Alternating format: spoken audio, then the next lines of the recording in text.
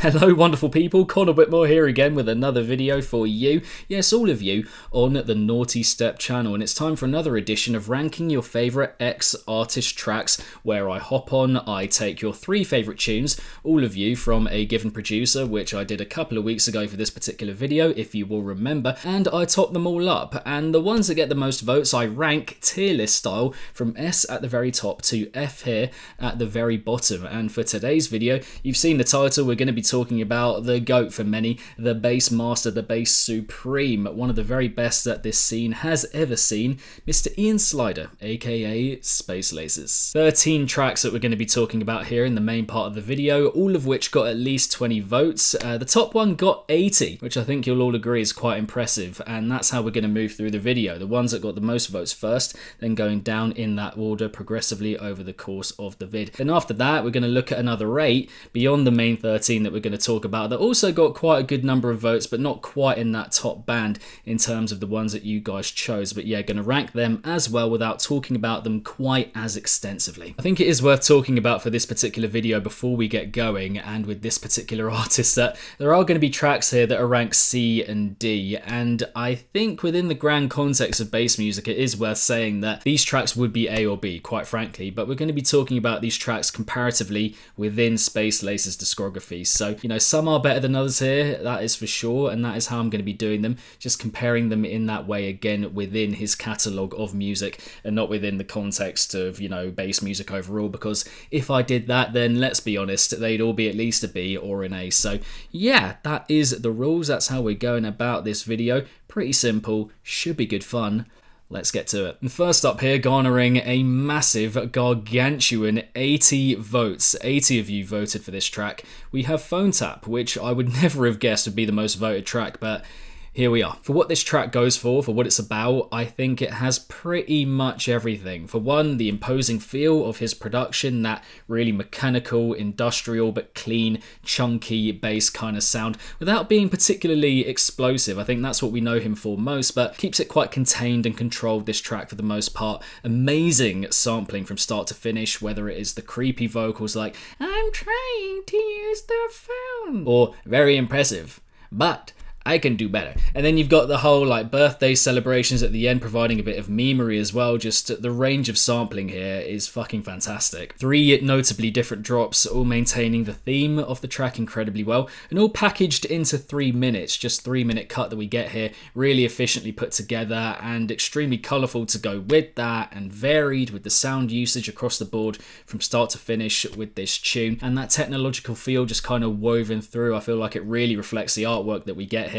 That invasive feel of technology just kind of pervading and permeating our life in this kind of, I don't know, dystopian, never-ending kind of way, as if it has complete control of us, which again is what this artwork is suggesting. Not quite on the level of those that I'm going to be putting in the S row, but again, for what it's going for, you just can't really fault it in my opinion. So for Phone Tap, I am feeling a very, very firm A placement. There we go. Following that, with 66 votes, which is still quite a lot if you ask me, we have the title tune from his most famed or just celebrated collection or project to date, I think, thus far, which is Overdrive, which for me has one of the best modern dubstep introductions and following builds of all time that we've ever heard in this scene. Just that sense of Space Laces announcing himself on the big scene, entering a new era, very much sounds like the sun kind of coming over the horizon, that incredibly earwormy, braggadocious, "no doubt you gonna know what this about," just gives it that extra menace, that extra bite. A colossal track as well in its heaviest moments, especially in the main drops that we get, the first releases of heavy sound for the first and second drop. Those piercing sounds that we get across the board live very long in the memory and kind of etch themselves into your brain, and just good changes I think as well from the first drop to the second drop as it scales higher and higher and higher. Yeah, the first release of heavy sound for each drop, both first and second, very good, but it's the progression to each one that for me stops it from being one of his very best. I think they do pace the track out well, but they also feel a little bit inactive conceptually, comparatively again with those first releases of sound that we get for the main drops, and so the track does drag a bit at that point each time. But that besides, I would say that this is one of his most imposing and statement making tracks beyond that bit of inaction that we do get. So yeah, iconic in many ways, this tune, this title track. track, and an amazing way, I think, to open one of the very best EPs from the 2010s. So again, for Overdrive, the title track from that EP, I'm going to be going for a again. Carrying on that colossal feel with 55 votes, and from the same EP as Overdrive, we have the first house tune that we're going to be talking about here today from Space Laces, Kaiju, which I have to admit, guys, I do have to admit I've grown to enjoy it just a little bit less over time. Just a little. I love the kind of pulsating bounce of it. I always will. It's quite unrelenting, I think, in that first 2/3 of the track. The introduction is a fantastic ode to Gojira Tai Masuda. The vocal samples across the board here, again, pre-drops, all of that are top. They're very, very good. The middle drop here is one of the most savage, well, one of his most outright savage drops. And again, I just love how much is packed into just 3 minutes here. It's pretty fucking impressive. I'm just not as much of a fan of the first and final drops as when I first heard them, when I first started getting into this tune. The first doesn't have quite enough going on. I think there are a few gaps that are available, just keeping the track not flowing along in quite the right way. I think I've appreciated that over time the more and more I've gone back to it. And the final one, similar kind of thing, not quite enough going on, needs a bit more happening, but it is a great switch up in itself, I will say that. That dubstep breakdown is fucking good as an idea in itself. So yeah, Kaiju, really compact, really powerful, loads going for it, don't get me wrong, but those focal moments, that first and third drop, which are the main drops here, they are the focal points, if you will. I've just gone off a little bit over time, so what I'm gonna do here is, because I think it is quite close to an A, I think I'm gonna put it over here on the side so we don't run out of room, the same kind of size, but in between the A and B for now, and then by the end, if there's a bit more space, I'll put it in the A, but for now, gonna leave it just about there. Then we have another big house cut from him, and probably his most renowned one of recent times, if we're being honest, with a huge, again, 49 votes, which again is still quite massive when you think about it. Dominate. Really good tune this, huge beat on offer that we get here, momentous feel to it pretty much from start to finish, and I think it has become known for that incredible hook that we get in the pre-drop, which carries on into the first drop and beyond in this tune, and with good reason. It's so replayable, that little dun dun dun dun dun. It is the most identifiable part about this track, so memorable, so infectious. Gonna say it, maybe not with quite the same refined feel and kind of smooth flow of other house cuts that he's put out before, and which we're going to be talking about in the course of this video. Points in the middle part, I think. It's not quite a midsection, but a kind of continuation of the first drop, where it's just maybe a little bit clunky. I will say that there's a couple of bits where you're like, oh, gets a little bit stuck with the amount going on. But again here, lots and lots of good on offer. I love the dubstep breakdown that we get for the second drop as well. The lead into it as well with the second build, how it's drawn out. Really cleverly done, really well managed. So yeah, this one, Dominate. It might be an A over time, but right now for me it does feel like quite a solid B placement, but again over time, who knows, this could very well be an A for me. After that we have possibly the most sought after Space Laces ID of all time, which dropped in his last EP, High Voltage, and which got 43 votes from all of you. That is Disco Bloodbath. Absolutely chock full, this track, of sticky, infectious, memorable material, moments, snippets, motifs, whatever you want to call them. For one, those luminescent chipmunk bits, wow, wow, wow. The overall feel of that aesthetic, that kind of glow that it has about it, is absolutely gorgeous. Just the colour radiating off this track, emanating from this track, is absolutely stunning again, pretty much start to finish. Another point of interest for me with this cut is actually the title, funnily enough. You know, it's got all the funk and groove of disco music. He very much nails that and gets that down with this cut, with then the gnarly, bloody feel with the growls and the snarls and all the robotic, demonic sounds to match that as well, and kind of operate on a level with that funky, groovy stuff, very much reflected in the title. Again though, I have to say it is the drops that stop me from putting it in the highest rows here. Just little things here and there, like with the first drop, always found it a little bit stop-start. Again, there are quite a few gaps available, like what I was mentioning with Kaiju earlier, that just stop the flow just that little bit, make it a little bit clunky with the flow that we get. And then with the second drop, more space is filled, to be fair. It has more of a complextro-y feel, which I think is what this track is actually about, but just too much going on at points, you know, just a little bit too much being forced into specific gaps and points of the track, because they are the focal points, play quite a big role, and neither quite click for me. But, you know, still a lot of good that I mentioned earlier, so all considered for Disco Bloodbath, I am going to be giving it a B as well. There we go. Oof, it is getting hard up in here, boy. Okay, after that we have another track from his most recent High Voltage EP with 35 votes. That is Splinters, and to be honest, I think this is one of the only tracks from him where I'm just like, this is a lovely track. It is just really nice. It is just nice. Really good, I think, to see this more melancholic and kind of heartfelt approach from him. I think his discography was crying out for it a little bit, if I'm being honest. You know, we don't just want bangers from him. I think this was a sign that he could do that. I mean, he's done it before in little ways here and there, but maybe not over the course of a whole track where it's just bound up in this melancholic, emotional, again, heartfelt kind of feel. And he does do it extremely well. Important, I think, to note with this track, we get maybe one of his most impressive midsections ever. Incredibly scenic, kind of landscape feel about it, looking out to sea kind of vibes, just a lovely glacial, icy, nostalgic essence about it, kind of bound up in it as well, which is a really nice just aesthetic and design kind of style to complement and round off this whole track. Does it stand out in his discography? I think it could do over time, but not quite at the moment. Again, for me, like I said at the beginning of this coverage of this tune, it is just nice. It's lovely. The drops we get, the melodic leaning of it, the peaks and troughs that we get with the energy from section to section, just not quite statement making appeal, I wouldn't say. So for this one, for Splinters, I'm going to do a similar thing as with Kaiju, just kind of put it in this midway point between B and C, in the hope that we might get some space or some room at the end, and I can put it firmly in the B. Moving on from there, with 32 votes, we have a track that I'm quite surprised has gotten this many votes, if I'm being honest. Maybe a little bit of recency bias creeping in, but it is Survive, which came out earlier this year, I think, and which I have to admit for me is just one of his more ordinary and straightforward cuts, generally speaking, for him. There is a cheeky bounce to it. The main vocal sample is pretty good as well that we get in this track, and there's a nice kind of glow about the sound usage introduced really well in the first few seconds of the cut. It just doesn't touch the vast majority of his other tracks conceptually, in my opinion. Like, we can be real, for practically anyone else who makes this cut, it's going to be one of their best simply for how it's made, you know, for that aspect of it alone, but it doesn't quite scratch the Space Laces itch for me.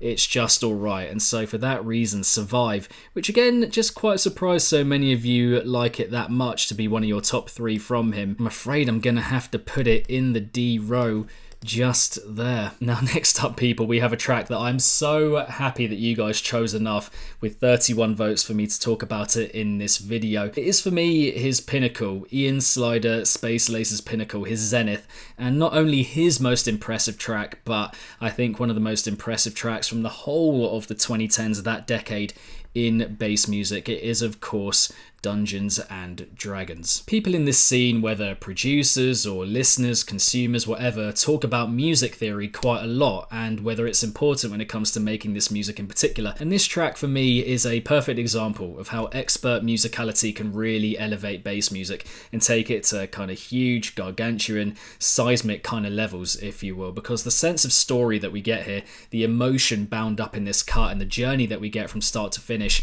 I don't think he's quite fully captured since. It is just incredible, this tune. The electric guitar synth permeating all the interlude sections that we get here between drops makes me feel like, I don't know, kind of voyaging on the Starship Enterprise along the Milky Way. That's how thrilling and scintillating and engaging and energetic it is. Just giving this, you know, intergalactic Scorpions, or the band Scorpions from a few decades ago, that kind of vibe about it, which is why I find it so impressive, I think. It captures all the energy of a full rock band. I think you could see this just being performed, by a load of people with natural instrumentation. That's how multifaceted it is, how many different elements it brings together, with absolutely monstrous killer drops to go with that as well. The first here, again, another house complextro kind of situation. The second, another dubstep leaning kind of breakdown, slightly refashioning the same idea for the second drop as well from the first. Really well managed, that relationship between the first and second drop, with possibly, again, I mean, we were talking about midsections with with Splinters earlier,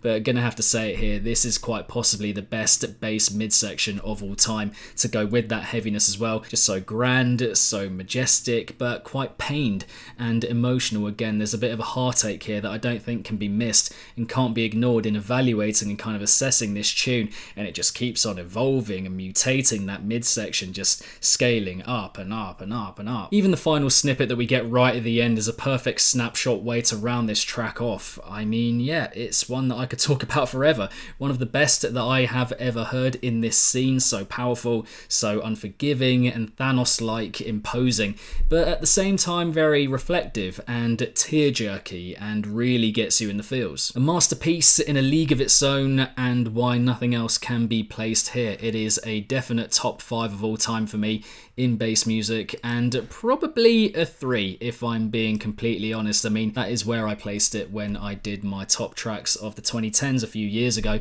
But yeah, Dungeons and Dragons, there is no other place for it than in the S row. There we go. Then with 31 votes we have Choppers with Getter, a collaboration. Another track that I must admit I've never quite understood the massive fanfare for. I've always enjoyed how it's quite a clear mix between their styles from the very beginning. You've got that hip-hop influenced kind of input from Getter, you've got the usual Space Laces style which transcends and kind of translates quite readily into the heaviness, of course. Another very memorable and iconic vocal sample propping it up, but these drops, guys, I mean, let's be honest, they don't really do anything. I just feel like there's so much more that could have been done between these two. I mean, they're quite close, they're quite good friends, so we might get more from them in the future as a collaboration, but this one, not quite there. You've got, again, a couple of cheeky vocal touches, and it is made really well, I think, given how loud and kind of blaring it is as a track overall, but conceptually just another dubstep stomper, really, and always felt just a little bit let down by it. My least favourite, I would have to say, on what is quite a fantastic EP in Overdrive. So yeah, Choppers I'm going to have to put in the D row. After that, with 28 votes, we have another from his High Voltage EP, and which was previously one of my favourite IDs from his Voltage Mix series. Elated that it got a full release and was fully fleshed out. That is Droid. Yeah, the first drop we get here is one of my favourites of his ever that we get in Voltage 2 near the very beginning of that mix. The sounds that he used, the cheekiness of it, just a very mischievous feel about that entire drop. It's got that feeling of just doing something a little bit naughty, and getting away with it. It's got that kind of energy about it.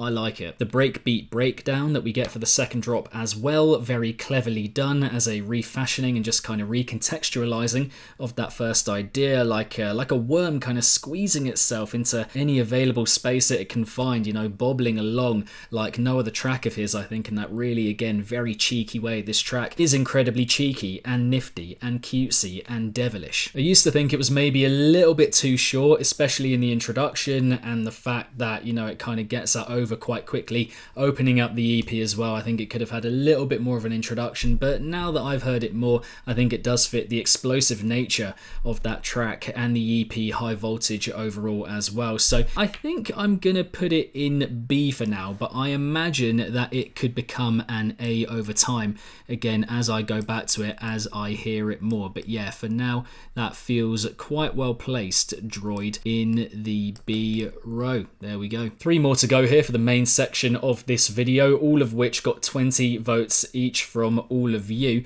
and we're going to be kicking off at that 3 with Bug Bass, which is much loved. It's definitely much loved by you guys and by the general Space Laces fandom, and it has good moments to it, but I've never been completely thrown by it myself. I mean, we've talked about iconic Space Laces vocal samples, and this one right here is one of the most memorable that he has ever used. Cut the wood, the click, click. The triumphant horn sounds that we get throughout are great, give it this really regal feel, a really magisterial feel, and I also really like how stodgy the dubstep is, which might be a bit confusing coming from me because I'm usually like, oh, it's a bit muddy, it's a bit kind of contorted and swamped out, but you know, he does it really well, executed super cleanly, and gives it a little bit of a different tone from the usual or more usual electrifying Space Laces style that we get, you know, just roots it a bit, brings it down, and I like that a lot. Got a very good flow as well. well. Just not particularly noteworthy conceptually, I wouldn't say, in the focal points and the main moments, the drops that we get here.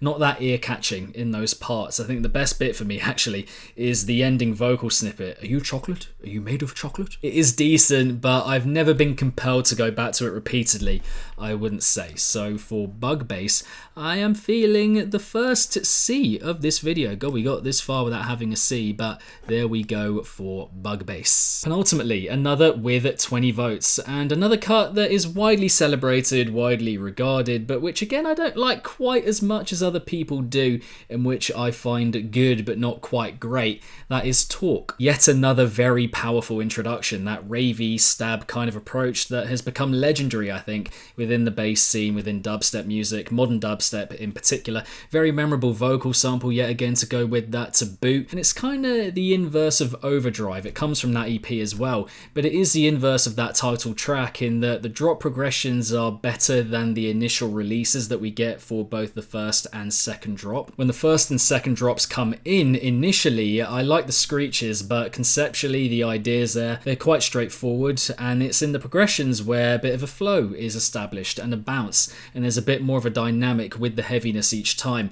But yeah, the main releases, unfortunately, they are the first impression and the focal points again that we get in this tune, so not quite enough going on with those first releases of sound for the first and second drop. You know, this track, great in many ways, the introduction again in particular, which I mentioned earlier, but I've always felt with this one like it's had a little bit more to give. So for Talk, I am feeling a pretty solid B placement. There we go. And finally, for the main part of the video here again, with 20 votes, of course, it is the Dominate VIP, which is, I think, a superb evolution of the original, or on the original, which we talked about earlier, of course, in this video, essentially transforming it into this gargantuan kind of behemoth, that big room techno howitzer. I remember hearing this last year at Lost Lands when he played, and my jaw just dropping, quite literally. I mean, time stood still and I could feel my mind leaving my body as this beat just kind of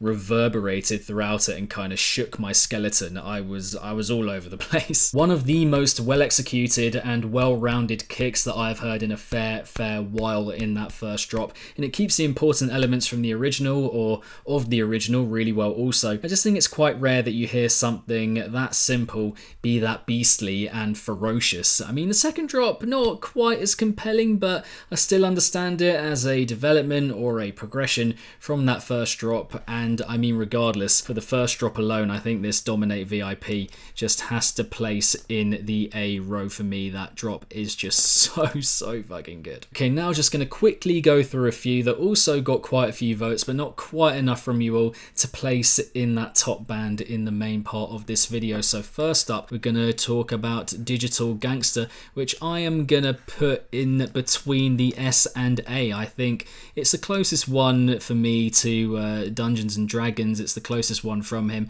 that kind of gets to that just S row, and I think it is well placed in between the S and A there. We're also going to be looking at Not B's. Okay, the artwork there is quite big, covering my face, but another fantastic cut and one of my top 5 tunes, I think, from last year in the whole of bass music. Not B's gets a certified A placement from ya boy. You guys also chose Say It Ain't So, a decent amount. I'm going to be putting that one in the B row. There we go. And then after that, we have another collaboration. This one, Rumble, which I've never been the biggest fan of, I don't think, so that one is going to get a D placement. Then after that, Cruise Control, which again, unfortunately, I know a couple of you guys chose it, but I'm not the biggest fan of that track, so Cruise Control also gets a D from me. The fifth and final cut from High Voltage included in this list. It's mad that every track from that EP was included, but you like them quite a lot, you guys, clearly. Run DLL from High Voltage, I'm going to be giving a C,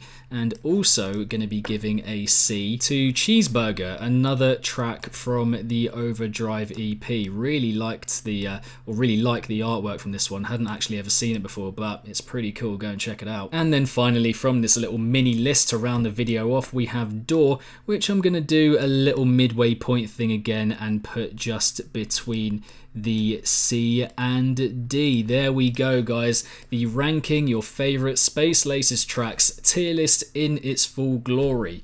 Marvel at it, if you will. But yeah, guys, now I want to pass it off to you. What do you guys make of my tiering, my ranking here? Anything completely egregious in your eyes? Would you say that you're agreeing with it for the most part? I want to hear all your thoughts on my tier list, on this video I do in particular, any artists you want to see me do this with for future videos, future iterations and editions of this series. Drop all of your thoughts, your views, your opinions, everything in the comments section down below. Beyond that, thank you guys very much for watching. Hope you enjoyed the video. My Patreon and social media accounts are linked down below if you want to help support the channel in whatever way you can. And yeah, I will see you all in the next one, whatever that might be. Keep it naughty until then. Peace.